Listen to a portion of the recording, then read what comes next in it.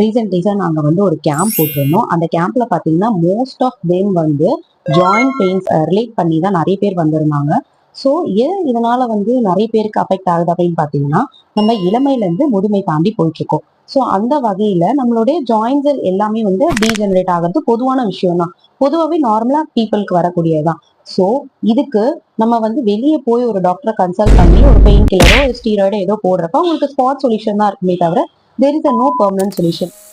நம்ம சித்த மருத்துவத்துல அதுக்கான சிகிச்சைகள்லாம் கொடுத்துட்டு வரோம். there is a no chemicals, இந்த ஸ்டீராய்டோ இல்ல எதையோ போட்டுலாம் நம்ம வந்து ட்ரீட்மெண்ட்ஸ் கொடுக்கறது கிடையாது. எல்லாம் இயற்கை முறையில மட்டும் நம்ம வந்து ட்ரீட்மெண்ட்ஸ் கொடுத்துட்டு வரோம். இந்த மூட்டு வலி எதனால வருது அப்படின்னு பாத்தீங்கன்னா, நமக்கு வருஷங்கள் ஆக ஆக நமக்கு ஏஜஸ் ஆக ஆக நம்மளுடைய போன்ஸ் அண்ட் ஜாயின்ஸ் எல்லாமே டீஜெனரேட் ஆக ஆரம்பிக்கும். ஸோ அப்படி அதனால நமக்கு முட்டி வலி ஏற்படலாம். ஆர் வந்து ஓவர் வெயிட் நம்மளுடைய உடல் சதைகள் வந்து ஏற ஏற அந்த முட்டி வந்து தாங்குறப்ப அந்த இடத்துல வந்து உங்களுக்கு பெயின் ஜாஸ்தி ஏற்படலாம்.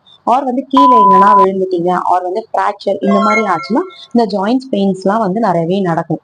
ஸோ இந்த ஜாயிண்ட் பெயின் ரெகுலரா எக்ஸசைஸ் பண்ணணும், இயற்கை யோகா முறைகள் பண்ணணும், அண்ட் வந்து சிகிச்சையும் இயற்கை முறையான சிகிச்சை எடுத்துக்கிட்டு இருந்தாதான் உங்களுக்கு அந்த முட்டி வலி, கை கால் வலி, கழுத்து வலி இந்த மாதிரி ஜாயிண்ட் பெயின்ஸ்ல இருந்து ரிலீஃப் ஆகலாம் நீங்க.